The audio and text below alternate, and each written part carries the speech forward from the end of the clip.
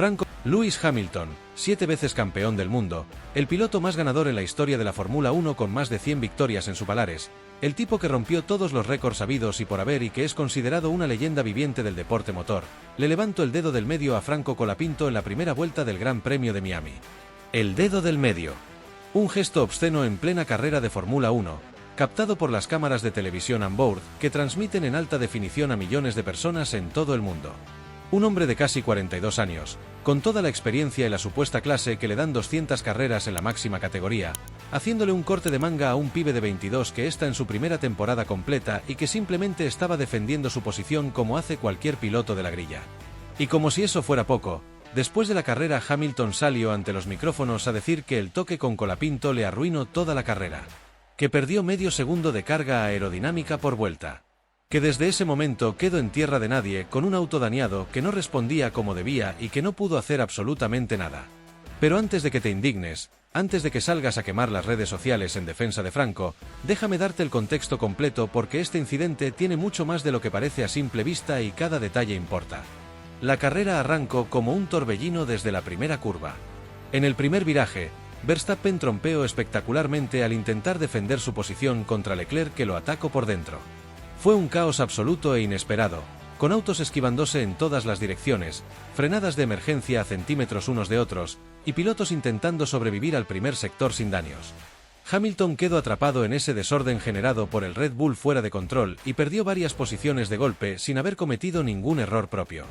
Franco, con un instinto de supervivencia brutal y una lectura de la situación que parecía de otro planeta, esquivó absolutamente todo por el exterior de la curva y se metió sexto cuando el pelotón se acomodó. Y ahí empezó la batalla que generaría la polémica del fin de semana. Hamilton, frustrado por haber caído posiciones sin culpa propia, con la adrenalina de la primera vuelta todavía corriéndole por las venas, fue a buscar a Franco con toda la determinación de un septuple campeón que siente que le robaron algo. En la curva 18, la penúltima del circuito de Miami, una curva rápida donde los autos van a fondo y los márgenes son mínimos, los dos monoplazas se tocaron lateralmente. Fue un roce firme, de los que marcan el costado del auto y levantan esquirlas de fibra de carbono, pero que pasan constantemente en la primera vuelta de cualquier gran premio del mundo. Los comisarios lo analizaron en tiempo real con todas las herramientas tecnológicas disponibles, miraron múltiples ángulos de cámara, revisaron la telemetría de ambos autos centésima a centésima, evaluaron las trayectorias cuadro por cuadro, y su veredicto fue absolutamente claro e indiscutible: incidente de carrera, sin sanción para ninguno de los dos pilotos involucrados. Cero responsabilidad asignada. Si los jueces más preparados y capacitados del mundo del automovilismo dicen que no fue falta, entonces estamos hablando de un lance de competición completamente normal. Pero Hamilton no lo vio de esa manera ni remotamente. Apenas logró pasar a Franco, aprovechando la potencia superior de su Ferrari en la recta hacia la curva 17, le dedicó el gesto con el dedo medio bien en alto. Un gesto que las cámaras on-board del auto de Hamilton captaron con total claridad y que en cuestión de minutos se viralizó en absolutamente todo el mundo. Las redes sociales argentinas estallaron como una bomba nuclear. Los fans de Colapinto no podían creer que el ídolo de millones, el supuesto abanderado de la diversidad y el respeto en el deporte, el tipo que da discursos sobre inclusión y deportividad, hubiera tenido semejante reacción contra un piloto joven que simplemente estaba haciendo su trabajo y defendiendo una posición que le correspondía legítimamente. Lo más irónico de todo este episodio es analizar los daños y las consecuencias para ambos pilotos. Hamilton efectivamente sufrió daños en el contacto, eso es innegable y nadie lo discute. Su ingeniero Carlos Santi le confirmó por radio que veía daños visibles en el pontón izquierdo y en el piso del auto. Hamilton estimó que perdió entre 10 y 15 puntos de carga aerodinámica, lo que se traduce en aproximadamente medio segundo por vuelta durante el resto de la carrera. Un hándicap enorme que condicionó toda su actuación posterior. Y por radio le pidió disculpas a Ferrari por el daño al auto. Le dijo a Santi que lamentaba lo que había pasado y que era consciente de las consecuencias. Pero acá viene el detalle que a mí me parece más revelador de toda esta historia. Le pidió disculpas al equipo por el auto dañado, pero en ningún momento, ni durante la carrera ni después, le pidió disculpas a Colapinto por el gesto obsceno que le había hecho con las cámaras del mundo entero mirándolo. Ahora viene la parte que me parece verdaderamente reveladora y que dice todo sobre el carácter de estos dos pilotos. Mientras Hamilton pasó toda la carrera quejándose insistentemente por radio de que iba a ser una carrera larga con el daño, repitiendo una y otra vez que había perdido rendimiento, Franco también tuvo consecuencias del contacto en su Alpine. Reportó por radio que sentía mucho subviraje, que el auto estaba lento y que algo había cambiado en el comportamiento del monoplaza. El Alpine también sufrió daños que afectaron su rendimiento. Pero la diferencia de actitud entre los dos pilotos fue absolutamente abismal y completamente reveladora. Mientras uno se lamentaba vuelta tras vuelta, el otro se ponía a trabajar en silencio. Franco apretó los dientes, adaptó su estilo de manejo al auto dañado sin quejarse, buscó soluciones en vez de excusas, y corrió la mejor carrera de toda su vida. Terminó octavo en pista, subió a séptimo por la sanción a Leclerc, y sumó 6 puntos históricos. Hamilton terminó sexto tras la sanción a su compañero Leclerc, pero gastó la mayor parte de su energía mental mirando hacia atrás lamentándose en vez de mirar hacia adelante buscando oportunidades. Y acá hay una reflexión más profunda que va más allá de lo que pasó en la pista y que tiene que ver con la naturaleza misma del deporte de competición. La Fórmula 1 tiene una historia larga y documentada de veteranos que se frustran cuando los jóvenes los presionan y les quitan posiciones. Le pasó a Schumacher con los que venían detrás cuando ya estaba en su segunda etapa, le pasó a Vettel cuando los jóvenes empezaron a superarlo regularmente, y ahora le pasa a Hamilton con una nueva generación de pilotos que creció mirándolo pero que no le tiene absolutamente ningún miedo. Pero eso es exactamente lo que tiene que hacer un piloto joven que quiere hacerse un lugar en la categoría más competitiva del planeta. Tiene que pelear cada posición como si fuera la última, meter el auto donde otros más experimentados no se animan, demostrar carrera tras carrera que está para quedarse y que no va a bajarse del ring por un gesto amenazante. Franco hizo exactamente todo eso en Miami y la única respuesta que recibió del septuple campeón del mundo fue un dedo del medio. Porque la verdad desnuda es que en esta historia Hamilton quedó bastante peor parado que Colapinto ante la opinión pública mundial. El argentino respondió de la única manera que realmente importa en la Fórmula 1, con resultados contundentes. 6 puntos, mejor resultado de su carrera, trabajo impecable de equipo, administración perfecta de neumáticos, 0 polémicas de su parte, 0 declaraciones agresivas. Franco ni siquiera mencionó el gesto después de la carrera cuando los periodistas le preguntaron.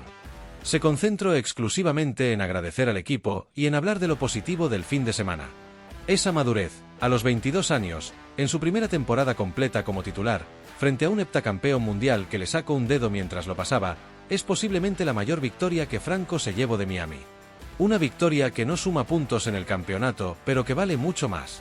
Y por otra parte, hay algo que está pasando dentro del equipo Alpine que nadie se esperaba, que pocos se animan a decir en voz alta, y que puede cambiar por completo la dinámica de la escudería para el resto de la temporada 2026. Franco Colapinto le ganó a Pierre Gasly en cada sesión del Gran Premio de Miami. No en una sesión. No en 2. En absolutamente todas. En la práctica libre, en la clasificación de la sprint, en la clasificación principal, y en ritmo puro de carrera cuando las condiciones eran parejas y no había incidentes de por medio. Todas las sesiones del fin de semana sin excepción. Y no le ganó por centésimas que podrían explicarse por una ráfaga de viento oportuna o un poco más de temperatura en los neumáticos en el momento justo. Le ganó por márgenes que en la Fórmula 1 son enormes, significativos, imposibles de ignorar o de atribuir a la casualidad. Esto no es un dato menor que se pierde en la montaña de estadísticas del fin de semana. Esto cambia toda la ecuación interna del equipo. Vamos a los números, porque los números no mienten y en este caso cuentan una historia fascinante que merece ser analizada en detalle. En la clasificación de la sprint del viernes, Colapinto marcó 1 minuto y 29,32 segundos y Gasly hizo 1 minuto y 29,474 segundos. Diferencia, 154 milésimas a favor de Franco. Suena poco si no conoces los márgenes de la Fórmula 1, pero en esta categoría, donde los autos dentro del mismo equipo comparten absolutamente todo el paquete técnico salvo el piloto sentado adentro, 154 milésimas es una diferencia brutal. Es la distancia entre quedar octavo y quedar décimo, entre estar cómodo dentro de la Q3 y estar raspando para no quedar afuera. Pero la cosa no paró ahí, sino que se intensificó. En la Q1 de la clasificación principal, Colapinto le sacó 382 milésimas. 382 milésimas con el mismo auto, los mismos ingenieros trabajando en el setup, el mismo motor Mercedes, la misma gasolina sostenible, los mismos compuestos de neumáticos Pirelli. 3 décimas y media de ventaja en condiciones idénticas. En la Q2 volvió a ser más rápido, por 95 milésimas. Y en la Q3 definitoria, terminó octavo con 1 minuto y 28,762 segundos, mientras Gasly fue décimo con 1 minuto y 28,81 segundos. Esos 48 milésimas se achicaron porque el francés mejoró en su última vuelta mientras Colapinto abortó su intento. Pero ese detalle es clave. Franco ni siquiera necesitó completar su mejor vuelta posible para ganarle al piloto con más experiencia del equipo. Estos números son demoledores cuando los pones en contexto. Pierre Gasly lleva 180 grandes premios en su carrera. Tiene una victoria histórica en Monza 2020, múltiples podios, y conoce Alpine al dedillo porque lleva 4 temporadas con el equipo. Sabe exactamente qué necesita del auto y cómo pedírselo a los ingenieros. Tiene una relación consolidada con su lado del garaje.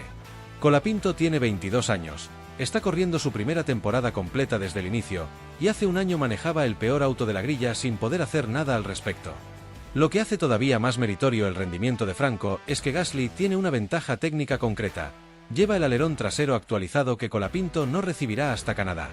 En carrera, donde la carga aerodinámica trasera es fundamental para cuidar los neumáticos y mantener la estabilidad, esa diferencia es real y cuantificable. Y aún así, en ritmo puro de una vuelta, Colapinto es más rápido. Si con una desventaja técnica le gana, la pregunta obvia es qué va a pasar cuando tenga exactamente el mismo paquete. En la sprint, el toque con Verstappen dejó a Franco detrás de Gasly y desde ahí fue imposible recuperar la posición. Gasly terminó octavo y sumó un punto, Colapinto décimo sin nada. Pero los datos internos del equipo muestran que los tiempos de vuelta de ambos eran prácticamente idénticos cuando no había tráfico. La diferencia la hizo la posición en pista, no el talento. Lo que se empieza a dibujar en Alpine es un escenario que Flavio Briatore y Steve Nielsen deben estar analizando con lupa. Si Colapinto sigue ganándole a Gasly en clasificación de manera consistente, la jerarquía interna del equipo cambia. En la Fórmula 1, el piloto que clasifica adelante recibe prioridad en la estrategia de carrera, mejores paradas, undercuts a su favor, protección del compañero cuando conviene. Si Franco se establece como el referente los sábados, todo el apoyo logístico se inclina hacia su lado del garaje. Y Gasly no es un piloto que acepte eso sin pelear. Lo vimos en Red Bull, lo vimos en Alfa Tauri. Es un competidor feroz que no se rinde fácil. Franco lo manejó con una madurez que sorprende, dijo que está orgulloso de la doble Q3, que el equipo se lo merece, que los resultados de ambos demuestran que el auto es competitivo. No se pavoneó, no mandó indirectas, no celebró haber vencido a su compañero como si fuera una victoria personal. Habló del equipo primero, de los ingenieros segundo, y de su propio rendimiento tercero. Pero en la pista, cada cual pelea por lo suyo. Y en esa pelea interna, este fin de semana, Colapinto ganó de punta a punta sin discusión posible. Lo que viene puede definir la temporada completa para ambos pilotos, y la historia de la Fórmula 1 está llena de ejemplos de cómo una batalla interna cambió el destino de un equipo entero. Cuando Leclerc empezó a ganarle a Vettel en Ferrari, la dinámica del equipo cambió para siempre. Cuando Verstappen superó a Ricciardo en Red Bull, el australiano terminó yéndose. Cuando Hamilton llegó a McLaren y le plantó cara a Alonso, el doble campeón del mundo no aguantó y se fue. No estoy diciendo que Gasly se vaya de Alpine, pero sí que la presión de tener a un compañero más joven, más hambriento y más rápido te obliga a reaccionar. Y la forma en que Gasly reaccione en las próximas carreras va a ser determinante. Hay otro factor que no se puede ignorar y que juega a favor de Colapinto en esta ecuación interna: la edad. Franco tiene 22 años y está recién empezando. Gasly tiene 30 y está en la mitad de su carrera. Para Alpine, que piensa a largo plazo, invertir en el desarrollo de un piloto que va a estar en su mejor momento durante los próximos 10 años tiene más sentido estratégico que apostar todo a un piloto que, por más experimentado que sea, tiene menos recorrido por delante. Eso no significa que Gasly no sea valioso, porque lo es enormemente. Pero sí significa que si Colapinto demuestra que puede ser consistentemente más rápido, la balanza se inclina naturalmente hacia el argentino. Miami fue el primer capítulo de esta batalla interna. Canadá será el segundo, y ahí Franco tendrá el alerón trasero nuevo, así que las excusas técnicas se terminan. Si con las mismas herramientas Colapinto le vuelve a ganar a Gasly, el mensaje va a ser imposible de ignorar. Y si Gasly reacciona y le gana de vuelta, entonces tendremos una pelea interna espectacular que va a elevar el nivel de todo el equipo. De cualquier manera, Alpine gana. Y nosotros, como espectadores, también. Y por otra parte, Alpine llamó a Colapinto de urgencia a Silverstone, en plena pausa de la temporada, cuando prácticamente ningún otro equipo estaba rodando. La mayoría de los pilotos en ese momento estaban de vacaciones o haciendo actos de marketing. Franco se estaba subiendo a su A526 para marcar 200 kilómetros que pueden cambiar el rumbo del campeonato. ¿Por qué tanto misterio alrededor de este test? Porque lo que Alpine está preparando para Miami no es lo que todos creen. Antes de entender la magnitud de lo que pasó en Silverstone, hay que saber por qué existe esta pausa tan larga en el calendario 2026. Las carreras de Bahrein y Arabia Saudita, que estaban programadas para abril, fueron canceladas por el conflicto bélico en Oriente Medio. Esas dos fechas dejaron un hueco de casi un mes entero sin competencia, algo que en la Fórmula 1 moderna es prácticamente inaudito. La mayoría de los equipos aprovecharon para descansar, hacer simulaciones en fábrica o preparar actualizaciones. Alpine hizo algo diferente. Puso a rodar a su piloto argentino en uno de los circuitos más icónicos del mundo. Y acá viene el primer contraste que nadie estaba esperando. Este test no fue improvisado ni fue un simple día de fotos bonitas para redes sociales.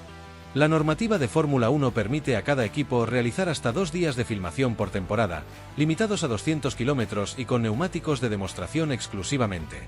Alpine ya había usado su primer día de filmación del año en enero, y en esa oportunidad fue Pierre Gasly quien rodó. El segundo, el que corresponde a este momento, fue exclusivamente de Colapinto. Eso dice mucho.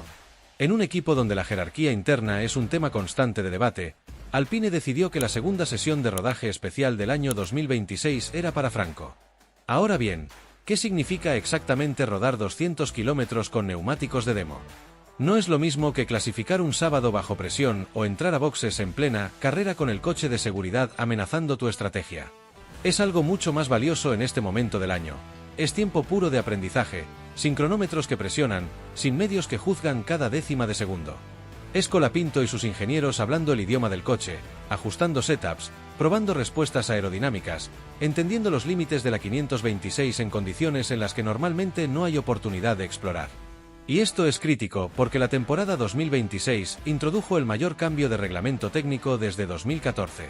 Los coches son más cortos, más ligeros y cuentan con aerodinámica activa, es decir, alas que se mueven en tiempo real para maximizar la velocidad en recta o el agarre en curva.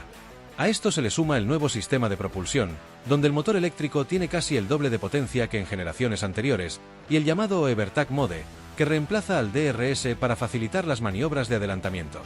En un contexto así, cada kilómetro que Colapinto puede rodar en condiciones controladas es oro puro para su desarrollo como piloto en este nuevo mundo técnico. El inicio de temporada del argentino ha sido de más a menos en cuanto a resultados, pero de menos a más en cuanto a comprensión del monoplaza, al menos eso sugieren sus propias declaraciones. En Australia terminó 14º. En China logró el 10º puesto, que por ahora es su mejor resultado del año y el que le dio su primer punto con Alpine. En Japón llegó 16º, con la queja clara después de la carrera de que el tráfico y el coche de seguridad le impidieron mostrar el verdadero ritmo que la 526 tenía ese día. Que el equipo haya decidido invertir el segundo día